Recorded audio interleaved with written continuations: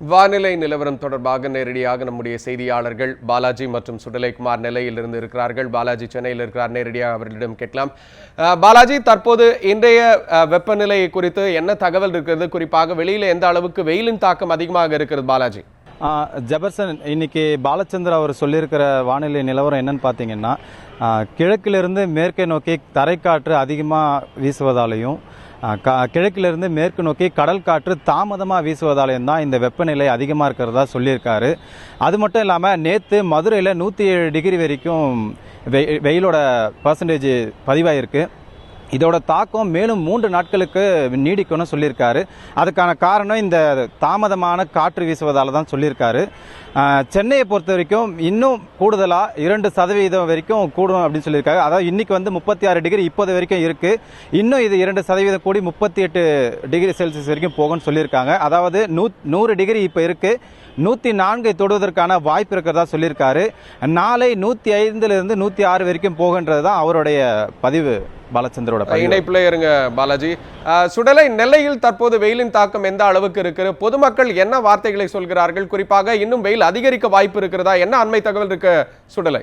வணக்கம் ஜெபசிங். ஒவ்வொரு ஆண்டும் தமிழகத்தை பொறுத்தவரையில் ஏப்ரல் மே மாதங்கள் ஆகிய 2 மாதங்கள் கோடை காலமாக கருதப்படுகிறது. தமிழகத்தை பொறுத்தவரையில் இந்த ஆண்டு மார்ச் மாத துவக்கம் முதலே வெயிலின் தாக்கம் அதிகமாக காணப்பட்டது. குறிப்பாக அக்னி நட்சத்திரம் என்று அழைக்கக்கூடிய கத்திரி வெயிலானது மே 4ஆம் தேதி தொடங்கியது.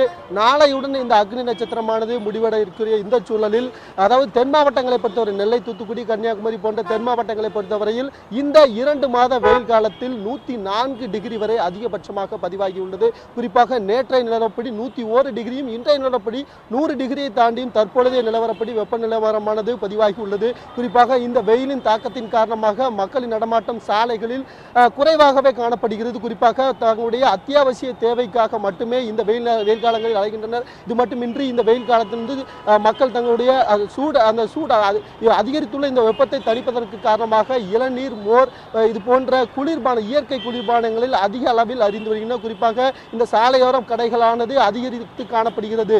இளநீர், மோர், பலரசம் மற்றும் வெள்ளரிக்காய் இது போன்ற கடைகள் மிகவும் அதிக அளவில் காணப்படுகிறது. இது போன்று காலை நேரங்களில் இளநீர், பதிநீர், நொங்கு இது போன்ற அதாவது வெப்பத்தை தணிக்கக்கூடிய பொருட்களை அருந்தியும் பருத்தி ஆடை போன்ற இந்த ஆடைகளை அணிந்தும் வெப்பத்திலிருந்து தங்களை விடுவித்து வருகின்றனர். இது மட்டுமின்றி இந்த 2 மாத காலமும், அதாவது ஏப்ரல் மே மாதம் கோடை காலம் மட்டுமின்றி விடுமுறை காலமாக கருதப்படுவதன் காரணமாக திருநெல்வேலி மாவட்டத்தில் உள்ள தென்மேற்கு பகுதியில் உள்ள குற்றாலம், அகஸ்தியர் அருவி இது போன்ற அருவிகளில், அதாவது களக்காடு இது போன்ற அருவித்தலங்களில், சுற்றுலா தலங்களில் பயணிகள், அதாவது பொதுமக்களின் கூட்டமானது அதிக அளவில் காணப்படுகின்றது.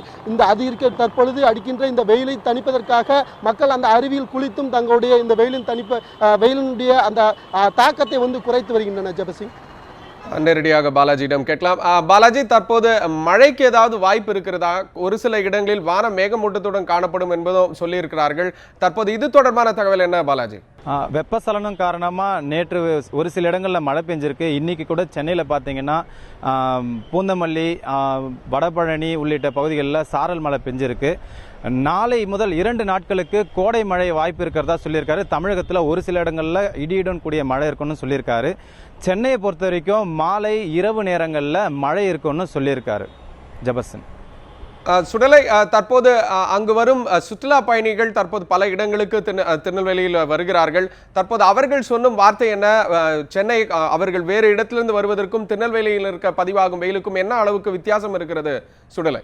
ஜெபசிங், இந்த கோடை காலத்தை பொறுத்தவரையில், அதாவது நான் முன்னதாக கூறியபடியே மார்ச் மாத துவக்கத்திலே வெயிலின் தாக்கமான அதிக அளவில் காணப்பட்டது. குறிப்பாக இந்த கத்திரி வெயில் என்று அழைக்கக்கூடிய இந்த அக்னி நட்சத்திர நாட்களில் இடையில் தென்மேற்கு பருவமழையானது வெப்பசலனத்தின் காரணமாக பெய்ததன் காரணமாக சற்று வெப்பம் குறைந்திருந்த நிலையில் கடந்த 1 வார காலமாக மிகவும் அதிக அளவில் வெயிலின் தாக்கமானது காணப்படுகின்றது. இதன் காரணமாகவே சுற்றுலா தலங்களில் இங்கு, அதாவது தென்மேற்கு பருவமழையானது ஜூன், ஜூலை, ஆகஸ்ட் ஆகிய 3 மாதங்கள் தென்மேற்கு பருவமழை காணப்படும்.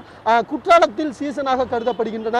இந்த காலங்களில் இங்கு தமிழகம் மட்டுமின்றி வெளி மாநிலங்களிலிருந்தும் வெளிநாடுகளிலிருந்தும் சுற்றுலா பயணிகளின் கூட்டமானது அதிகரித்து காணப்படும். அந்த வகையில் இந்த தென்மேற்கு பருவமழையானது இன்னும் சில நாட்களில் துவங்கும் என எதிர்பார்க்கப்படுகிறது. அந்த வகையில் பகல் நேரத்தில் வெயிலின் தாக்கம் எந்த அளவுக்கு அதிக அளவில் காணப்படுகின்றதோ அதேபோல் மாலை நேரங்களில் இந்த தென்மேற்கு காற்றானது மிகவும் அதிக அளவில் காணப்படுகிறது திருநெல்வேலி மற்றும் அதன் சுற்றுவட்டார பகுதிகளில். இதன் காரணமாக மாலை நேரங்களில் பகுதிகளில் வெயிலிலிருந்து மக்கள் கொஞ்சம் தங்களுடைய நிம்மதிப்படுத்திக் கொண்டிருக்கிறது என்றே சொல்லலாம். ஜெபசிங், சென்னையிலிருந்து பாலாஜி மற்றும் நெல்லையிலிருந்து சுடலை, உங்க இருவருக்கும் உங்களுடைய தகவல்களுக்கு மிக்க நன்றி.